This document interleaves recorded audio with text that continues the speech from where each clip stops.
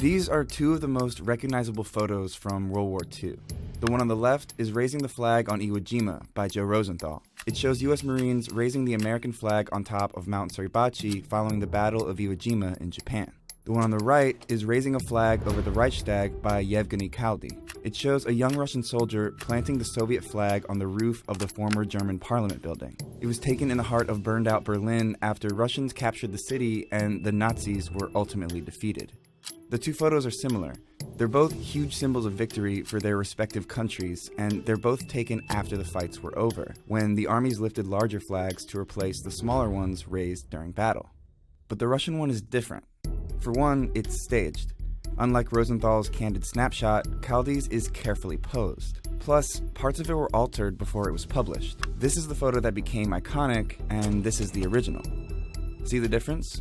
Kaldy superimposed some black smoke from another photo and manipulated the contrast to give the scene a little more drama. But there's something else, and you have to look really close or you might miss it. See it yet? It's right here. What happened to this guy's watch?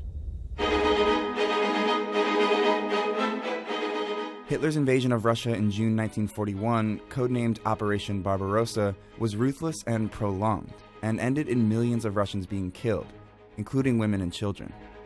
The German army committed brutal atrocities, including burnings, rape, and sanctioned mass murder of civilians. They weren't soldiers and they weren't killed in battle. Mass murder by orders of the High Command. The bodies of hundreds of civilians were found in an anti-tank ditch. People who had been slaughtered en masse by the execution squads. So when the tide of the war changed in the Russians' favor in 1942, they saw an opportunity for revenge.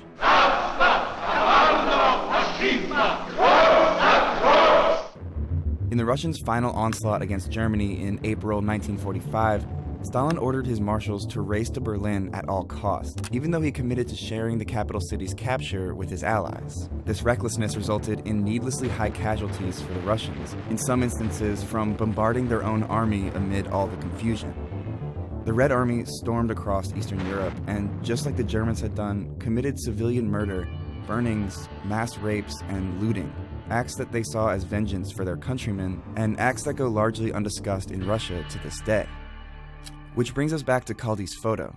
An iconic victory photo would have been a boon for Soviet public image around the world, and Soviet officials, possibly even Stalin himself, wanted it to be in Berlin.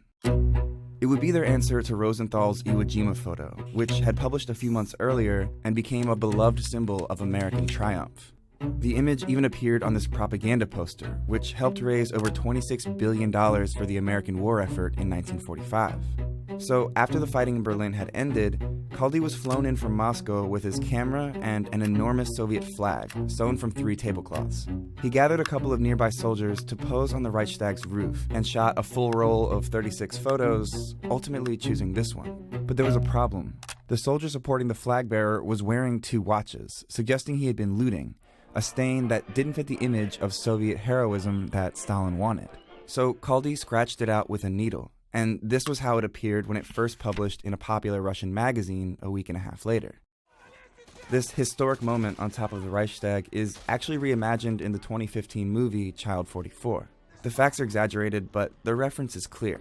Now let's show the people how Berlin has fallen to the Red Army. Lose the goddamn watches. What?